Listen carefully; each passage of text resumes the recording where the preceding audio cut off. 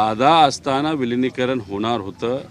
दादा असताना विलिनीकरण झालं असतं तर मी तुम्हाला आत्ता आत्मविश्वासाने सांगतोय 2029चे या राज्याचे मुख्यमंत्री हे दादा 100% त्या ठिकाणी झाले असते. आणि मग आता दादा आज नसल्यामुळे दादांची इच्छा ती होती आणि दादाच आज नसतील. दादा खऱ्या अर्थाने पुढाकार घेणारी व्यक्ती त्या परिवारातून होती, नाही तर पक्षातून होती. दादाच नसतील तर आज विलिनीकरणाचा प्रश्न हा उद्भवत नाही आणि निर्माणसुद्धा होत नाही. आम्ही प्रचाराला, आज अनेक लोकांचं म्हणणं आहे तुम्ही प्रचाराला का फिरताय?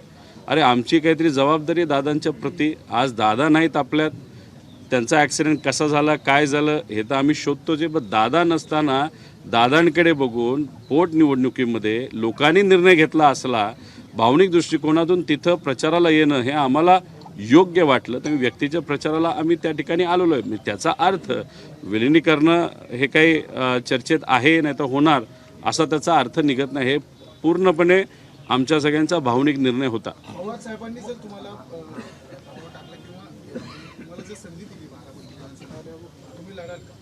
कुणी? पवार साहेबांची जर इच्छा असेल की रोहित पवारांनी बारामतीतून लढाल 2021 जर तुम्ही लढाल? आता जेव्हा विधानसभेचं गेलं इलेक्शन होतं,